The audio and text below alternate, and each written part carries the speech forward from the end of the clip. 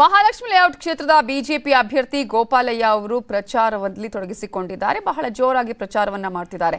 ಇವತ್ತು ಕುರುಬರಹಳ್ಳಿಯಲ್ಲಿ ಗೋಪಾಲಯ್ಯ ಅವರು ಪ್ರಚಾರ ಮಾಡಿದ್ರು. ಗೋಪಾಲಯ್ಯ ಅವರಿಗೆ ಅವರ ಕುಟುಂಬಸ್ಥರು ಸಾಥ್ ಕೊಟ್ಟರು.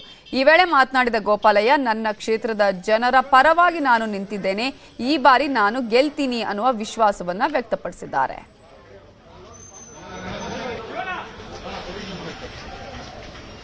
ವಾರ್ಡು 270 ಬೂತ್ಗಳಲ್ಲೂ ಭಾಳ ಒಳ್ಳೆಯ ಪ್ರತಿಕ್ರಿಯೆ ಬರ್ತಾ ಇದೆ. ಕರೋನಾ ಸಂದರ್ಭದಲ್ಲಿ ಭಾರತೀಯ ಜನತಾ ಪಕ್ಷದ ಮುಖಂಡರು ವೋಟ್ ಇದೆ ಇಲ್ಲ ಅಂತಕ್ಕಂಥದ್ದು ನೋಡಲಿಲ್ಲ.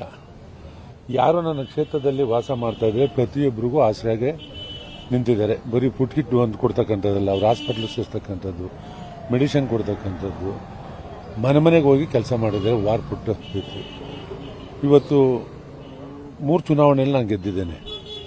ಇವತ್ತು ಮಾಜಿ ಶಾಸಕರಾದ ನೇಲಾ ನರೇಂದ್ರ ಬಾಬು ಅವರು ಕಾಂಗ್ರೆಸ್ಸಿಂದ ಬಿಜೆಪಿಗೆ ನನಗಿಂತ ಮುಂಚೆ ಬಂದಿದ್ದಾರೆ.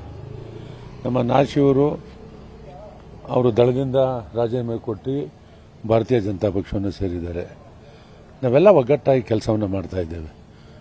ಏನು 3 ಚುನಾವಣೆಯಲ್ಲಿ ನನ್ನ ಮತ ಬಂದಿದೆ, ಅತ್ಯಂತ ಅಧಿಕವಾದ ಮತ ಈ ಬಾರಿ ಭಾರತೀಯ ಜನತಾ ಪಕ್ಷಕ್ಕೆ ನನ್ನ ಕ್ಷೇತ್ರದ ಮತದಾರರು ಕೊಡ್ತಾರೆ ಅಂತಕ್ಕಂಥ ವಿಶ್ವಾಸ ನನಗಿದೆ.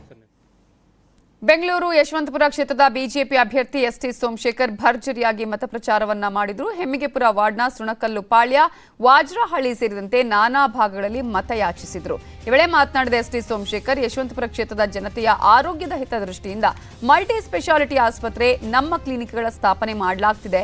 ಜುಡಿಷಿಯಲ್ ಲೇಔಟ್ನಲ್ಲಿ ನೂತನವಾಗಿ ಡಯಾಲಿಸಿಸ್ ಸೆಂಟರ್ ನಿರ್ಮಿಸುವ ಮೂಲಕ ಈ ಭಾಗದ ಜನತೆಗೆ ಉತ್ತಮ ಆರೋಗ್ಯ ಸೇವೆ ನೀಡೋದಕ್ಕೆ ಶ್ರಮಿಸಲಾಗುತ್ತಿದೆ. ಉಲ್ಲಾಳದ ಸರ್ ಎಂ ವಿಶ್ವೇಶ್ವರಯ್ಯ ಬಡಾವಣೆಯಲ್ಲಿ 209 ಕೋಟಿ ರೂಪಾಯಿ ವೆಚ್ಚದಲ್ಲಿ 250 ಹಾಸಿಗೆಗಳ ಮಲ್ಟಿ ಸ್ಪೆಷಾಲಿಟಿ ಆಸ್ಪತ್ರೆ ನಿರ್ಮಾಣಕ್ಕೆ ಮಂಜೂರಾತಿ ಸಿಕ್ಕಿದೆ. ಈ ಆಸ್ಪತ್ರೆ ನಿರ್ಮಾಣದಿಂದ ಈ ಭಾಗದ ಜನರಿಗೆ ಉತ್ತಮ ಆರೋಗ್ಯ ಸೇವೆ ಸಿಗಲಿದೆ ಅಂತ ಎಸ್ಟಿ ಸೋಮಶೇಖರ್ ಹೇಳಿದರು.